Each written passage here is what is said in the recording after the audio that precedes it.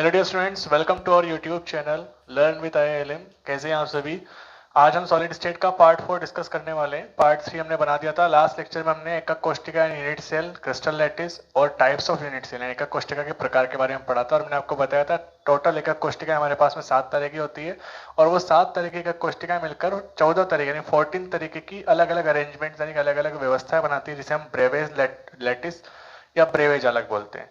आज हम बात करेंगे, मैंने आपको बताया था लास्ट लेक्चर में कि सिर्फ हमारे सिलेबस में एक ही एकक कोष्टिका यानी एक ही यूनिट सेल है, वो है घनी एकक कोष्टिका यानी कि क्यूबिक यूनिट सेल। अब घनी एकक कोष्टिका क्या होती है, अगर आपको टेबल याद हो रही हो तो आपको पता होगा कि A is equal to B is equal to C होता है, alpha is equal to beta is equal to gamma, sorry alpha is equal to beta is equal to gamma is equal to कितना होता है 90 degree, यही था।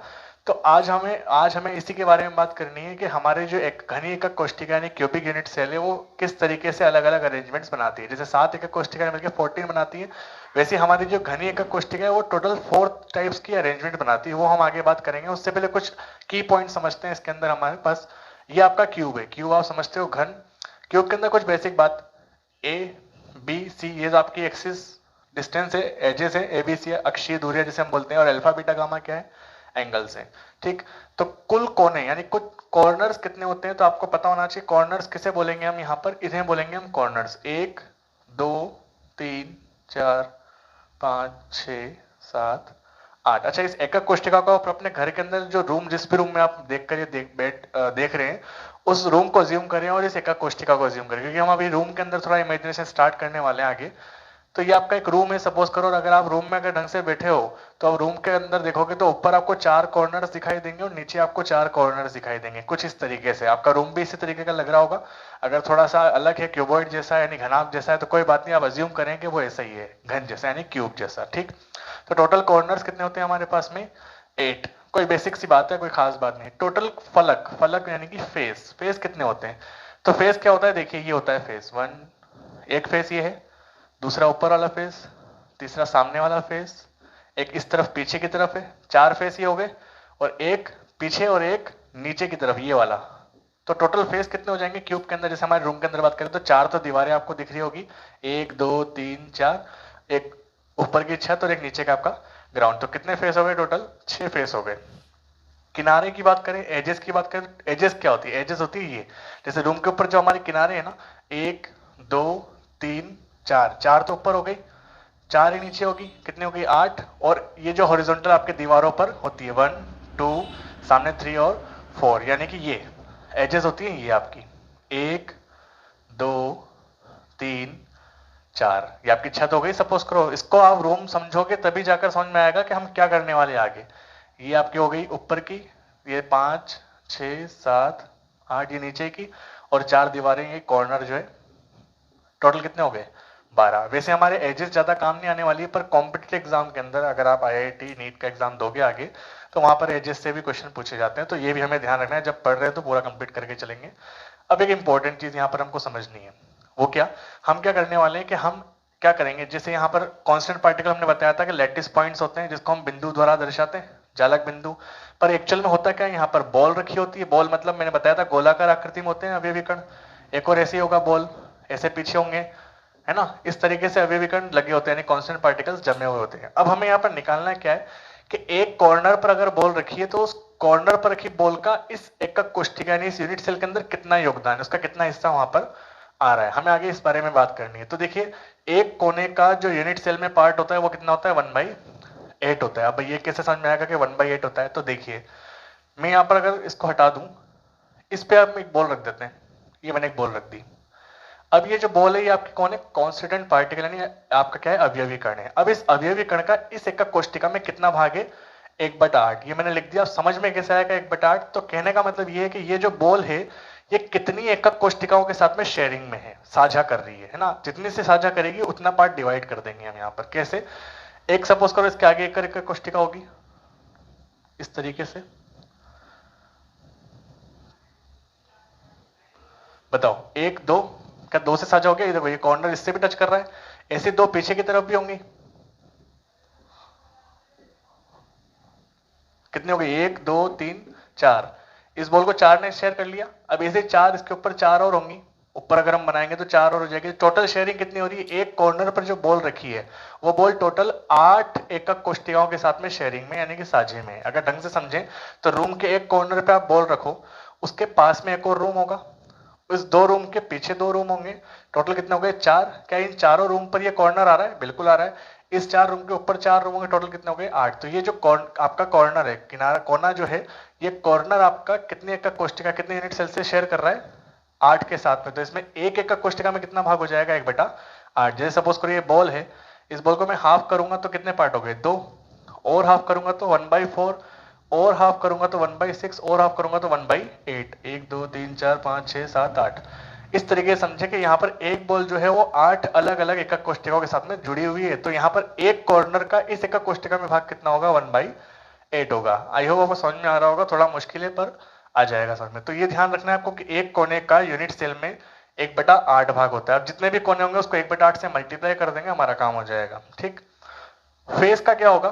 तो face का मतलब ये है कि आप क्या करो, एक बड़ी सी बॉल लो और आप अपने दीवार के, जो दीवार है आपके रूम की, उसके दीवार के एकदम सेंटर में रख दो। अब मुझे बताओ, सेंटर में रखना है एकदम, थोड़ा उस तरफ भी जाएगी, थोड़ा हमारे रूम में भी आएगी। तो बताओ वो एक बॉल कितने पार्ट्स में डिवाइड हो गई?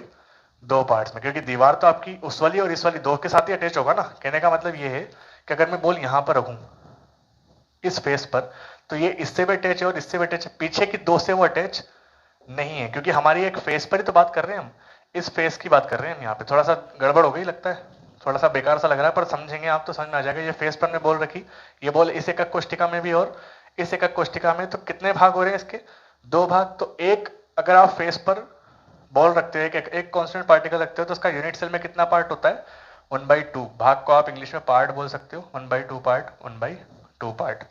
सिमिलरली एजेस यानी किनारे पर, जब आप किनारे पर बॉल रखोगे, आपके रूम के किनारे पर एक बॉल रखोगे सेंटर पे, किनारे के सेंटर पे, तो वो 4 एकक कोष्टिकाओं के साथ में कंबाइन होगा। एक हमारे रूम पे पास वाले रूम से, और इन दोनों, जो हमारे वाला और पास वाला रूम है, उसके ऊपर वाले 2 रूम से। इस तरीके से इमेजिन करोगे तो कुछ आपको क्लियर होगा। तो ये आपको याद भी रखना है कि कोने पर यूनिट सेल का 1/8 भाग होता है, फेस पर 1/2 भाग होता है, और किनारे पर 1/4 भाग होता है। अब हमें सिंपल क्यूबिक के अंदर जो 4 अरेंजमेंट है वो हमें पढ़ने, तो आगे देखते हैं हम सिंपल क्यूबिक के 4 अरेंजमेंट्स को। बताया था घनी एकक कोष्टिकाओं में कुल मिला के 4 तरीके की व्यवस्थाएं होती है, ताकि और 4 तरह की व्यवस्थाएं होती है। जैसे कि मैंने 7 एकक कोष्टिकाओं में टोटल व्यवस्थाएं कितनी होती है? 14, जिसे हमने ब्रेवे जालक कहा था, अगर आपको याद आ रहा हो तो हमने जो इसको क्लासीफाई किया है कि मैंने यहाँ पर फ्लो चार्ट बनाया, आप इसको भी ध्यान मत दें, सिर्फ फ्लो चार्ट के ऊपर ध्यान दें, इससे थोड़ा इजी हो जाता है हमारे को समझना। हमने बना लिया इसको, ऐसा कोई क्लासिफिकेशन नहीं है, पर हम इसको समझने के लिए आपको इजी पड़े। तो एक होती है एकक कोष्टिका सरल या आद्य घनी एकक कोष्टिका, जिसको इंग्लिश में बोलते हैं सिंपल या प्रिमिटिव क्यूबिक सेल। इसको आप एससीसी से याद रखोगे, ये बड़ा इंपॉर्टेंट है। ठीक है। दूसरी कौन सी होती है? केंद्रीय घनी एकक कोष्टिका यानी सेंटर्ड क्यूबिक सेल। उसमें क्या होगा? उसमें एससीसी तो रहेगा, मतलब जिसके जो अरेंजमेंट इसके अंदर है वो तो रहेगा वहां पर भी, पर वहां पर कोई ना कोई केंद्र यानी कोई ना कोई सेंटर पर भी कांस्टेंट पार्टिकल्स आ जाएंगे। कौन कौन से सेंटर हो सकते हैं? तो फर्स्ट सेंटर आपको दिख रहा है अंतः या काय केंद्रित, यानी बॉडी सेंटर्ड क्यूब, यानी पूरी बॉडी के सेंटर पे एक कांस्टेंट पार्टिकल अलग से आ जाएगा, वो हम एक एक करके डिटेल में देखेंगे। दूसरा कौन सा होता है? फलक केंद्रित। मैंने बताया आपको फलक कितने होते हैं, फेस कितने होते हैं? 6 होते हैं। तो फेस के सेंटर पे अगर आ जाएगा तो क्या करेंगे? उसको हम बोलेंगे फलक केंद्रित, यानी कि एफसीसी। इसको बॉडी सेंटर को हम बोलते हैं बीसीसी। आपको बीसीसी, एफसीसी, एससीसी याद रखना, यही ज्यादा इंपॉर्टेंट है। फेस सेंटर्ड हो गया। एक होता है अंतः फलक केंद्रित, ये आपके आउट ऑफ सिलेबस है, ये हमारे बोर्ड के सिलेबस में नहीं है, पर ये कॉम्पिटेटिव एग्जाम में पूछा जाता है, तो ये हम ध्यान रखेंगे। अंतः फलक केंद्रित एकक कोष्टिका यानी इंटरफेस क्यूबिक सेल, किन्हीं भी 2 आमने सामने के फेस पर यहाँ पर अवयवीकरण यानी कि कांस्टेंट पार्टिकल्स जम जाएंगे। तो एक एक करके डिस्कस करते हैं। सबसे पहला कौन सा है हमारे पास में? एससीसी यानी कि सरल आद्य घनी एकक कोष्टिका यानी सिंपल या प्रिमिटिव क्यूबिक सेल।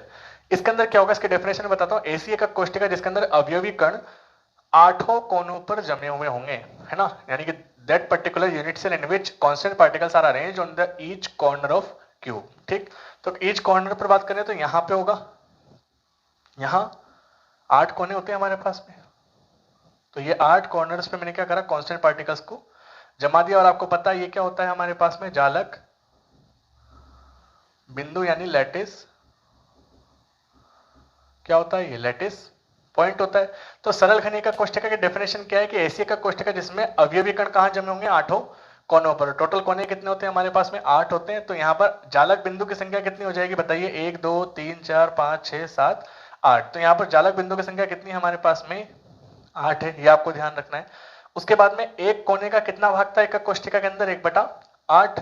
तो इस पूरी एकक कोष्टिका के अगर 8 कोनों पर हम परमाणुओं को रख देंगे तो इस एकक कोष्टिका के अंदर कुल एटम्स कितने हो सकते हैं। तो एससीसी एकक कोष्टिका में कुल परमाणुओं की संख्या कितनी होगी, कुल कोने कितने हैं हमारे पास में 8, एक कोने का कितना भाग है 1/8, तो 8 को किससे मल्टीप्लाई कर देंगे हम 1/8 से, और 8 से 8 कहां चला जाएगा, घर, बचेगा क्या, एक। तो यानी कि एससीसी में एक परमाणु यानी एक एटम हो सकता है एक यूनिट सेल के अंदर। क्या ये बात आपको समझ में आ रही है, डेफिनेशन क्लियर हो गई, अरेंजमेंट क्लियर हो गया। तो एक अरेंजमेंट हमारा कौन सा हो गया, एससीसी वाला है simple cubic cell. Second arrangement लेके चले, सेकंड अरेंजमेंट कौन सा है हमारे पास में, बीसीसी, ये रहा आपका बीसीसी, बॉडी सेंटर्ड क्यूब। इसकी डेफिनेशन कैसी होगी, तो बॉडी सेंटर्ड क्यूब में क्या होगा, ऐसी एक कोष्टिका जिसके अंदर अवयवीकरण 8 कोने पर तो रहेंगे, यानी 8 कॉर्नर्स पर तो कांस्टेंट पार्टिकल्स रहेंगे, साथ में इस पूरी यूनिट सेल के सेंटर पे, सेंटर पे मतलब कहां पे, इसके बीचों बीच, यहां इस सेंटर पे भी एक अवयवीकरण यानी कांस्टेंट पार्टिकल्स अरेंज होगा। तो उस एकक कोष्टिका को, उस यूनिट सेल को हम क्या बोलेंगे, बॉडी सेंटर्ड क्यूबिक सेल, यानी कि काय केंद्रित या अंतः केंद्रित एकक कोष्टिका। ठीक, अब मुझे बताओ पहले कितने थे जालक बिंदु, 8 थे, एक और ऐड हो गया तो कितने हो गए यहाँ पर 9, इसमें कोई दिक्कत। अब मुझे बताओ एक कोने, कोने भी है, एक कोने का 1/8 था, 8 कोने तो 1/8 × 8 तो रहेगा। लेकिन आप मुझे बताओ कि इस पूरी एकक कोष्टिका में एक बीचों बीच में भी तो परमाणु है, एक कांस्टेंट पार्टिकल बीच में आ गया ना। अब इसका किसी के साथ शेयरिंग है क्या, किसी और के साथ शेयरिंग कर रहा है, नहीं कर रहा, तो ये पूरा एक एटम काउंट होगा या नहीं होगा। यहां पर हमने 1/8 लिया, 1/8 लिया क्योंकि ये बाकी से शेयरिंग कर रहे थे, बाकी से साझा कर रहे थे, पर यहाँ तो बीचों बीच एक ही एटम है ना पूरा, तो उस पूरे एटम को हम काउंट करेंगे। तो 1/8 × 8 तो हमने कर लिया, प्लस यहाँ पर क्या करेंगे 1, किसके लिए करेंगे 1, ये केंद्र वाले के लिए। ठीक, तो यहाँ पर कुल परमाणु की संख्या कितनी हो जाएगी, 2 हो जाएगी। तो क्या आपको बीसीसी की डेफिनेशन क्लियर है, दो that particular unit cell in which atoms या constant particles are arranged on each corner of unit cell and body center of unit cell is called body centered cubic cell. जालक बिंदु यानी lattice point कितने होंगे इसके अंदर, 9 होंगे। क्या बात क्लियर हो रही है आपको, ठीक है, आगे बढ़ते हैं। अब दूसरा कौन सा है, सॉरी तीसरा कौन सा आपके पास में, फेस सेंटर्ड यानी कि एफसीसी। अब फेस सेंटर की डेफिनेशन क्या होगी, तो मैं इसको हटा रहा हूं अभी यार यहां से। फेस सेंटर पे क्या होगा, फेस सेंटर पे क्या होगा, ऐसी एक कोष्टिका जिसमें अवयवीकरण 8 कोनों पर तो रहेंगे ही रहेंगे, प्लस हर फलक के केंद्र पर यानी कि हर फेस के सेंटर पर भी अवयवीकरण आ जाएंगे। तो मुझे बताओ एक कॉर्नर पे तो 8 कॉर्नर पे तो ये हो ही गए, 8 कोने पर हो गए। अब हर फलक के केंद्र पर रखना है, तो हर फलक, एक फलक ये ऊपर वाला आपकी छत, एक आपका फर्श, 2 और चारों तरफ आपके दीवारें भी तो हैं, नहीं है दीवारें, ये पीछे वाली दीवार और ये आगे वाली दीवार। अरे भाई इमेजिन हो पा रहा है क्या, ये जो बना है ये पीछे वाली, ये आगे वाली, ये इधर वाली, ये इधर वाली, और ऊपर और एक नीचे। क्या क्लियर हो गया। तो मुझे बताओ यहाँ जालक बिंदु कितने हो गए, पहले कितने थे 8 और अब कितने हो गए 8 + 6, कितने हो गए, हुए या नहीं हुए एफसीसी के अंदर। तो that particular unit cell in which constant particles are arranged at the corner of each corner of unit cell and each face centre, यानी कुल 6 सेंटर हमारे, 6 फेस हमारे पास में, तो 6 फेस के सेंटर पर अरेंज होंगे। अब एक कोने का पार्ट कितना था 1/8 और एक फेस का यानी फलक का पार्ट कितना था 1/2। तो कुल एटम्स कैसे निकालेंगे, यहां पर ध्यान देना थोड़ा सा। अभी तक तो सिर्फ कॉर्नर पे था, 1/8 भाग था किसका, कॉर्नर का। कुल कॉर्नर कितने हमारे पास 8, एक कॉर्नर का कितना 1/8, तो ये तो मल्टीप्लाई कर दिया, प्लस करेंगे क्योंकि अब यहाँ पर अरेंजमेंट चेंज कर दिया हमने, एफसीसी ले लिया। अब मुझे बताओ एफसीसी का कितना पार्ट होता है 1/2, कुल कितने एफसीसी, कितने फेस है हमारे पास 6, तो मल्टीप्लाई बाई 6, तो 8 से 8 कहां जाएगा घर, और ये 3 बार 1 + 3 कितने आ गए 4। तो आपको ये बात समझ में आ गई, एससीसी में एटम्स कितने थे 1, बीसीसी में कितने थे 2 और एफसीसी में कितने 4, यानी कि एफसीसी जो है एक अच्छा अरेंजमेंट माना जाएगा क्योंकि यहाँ पर एक यूनिट सेल के अंदर कितने एटम्स आ रहे हैं 4, और जितना अच्छा सॉलिड पास होगा, जितने ज्यादा एटम्स होंगे यूनिट सेल के अंदर, उतना ही सॉलिड क्या माना जाएगा, अच्छा माना जाएगा। तो एफसीसी एक अच्छा अरेंजमेंट होगा, इसमें कोई दिक्कत है। लास्ट हमारा बचा है कौन सा, ईसीसी, 4th नंबर पे कौन सा है हमारे पास में, ईसीसी अंतः फलक केंद्रित एकक कोष्टिका। तो इसमें क्या करना है हमको, 8 कोनों पर तो रहेंगे ही रहेंगे, साथ में किन्हीं भी 2 फलक, कोई भी 2 आमने सामने की दीवार ले लो आप, उन दोनों फलक पर क्या रहेंगे, परमाणु रहेंगे। तो मैंने 2 फलक ले लिए यहाँ पर आमने सामने वाले, ठीक है।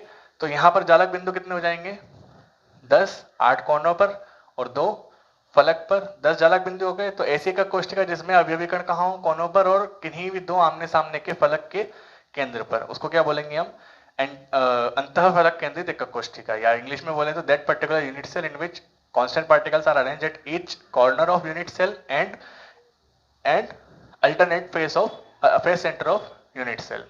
तो यहाँ पर वही बस कंसेप्ट लगाएंगे, टोटल नंबर ऑफ पार्टिकल्स कितने होंगे यहाँ पे, सॉरी यहाँ एससीसी की जगह क्या कर देंगे हम ईसीसी, बाकी में चेंज कर लेना आप पीछे, बीसीसी एफसीसी देन ईसीसी।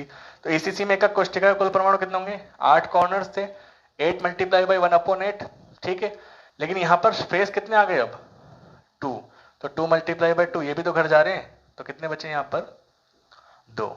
तो एक चीज आपको ध्यान रखनी है यहाँ पर कि एससीसी के अंदर कांस्टेंट पार्टिकल्स कितने होते हैं यूनिट सेल के अंदर 1, बीसीसी के अंदर 2, एफसीसी के अंदर 4 और ईसीसी के अंदर 2 होते हैं, और एफसीसी एक अच्छा अरेंजमेंट माना जाएगा। तो ये हमारी सिंपल क्यूबिक सेल के अंदर 4 तरीके के अरेंजमेंट में आपको बता दिए। आई होप समझ में आया होगा।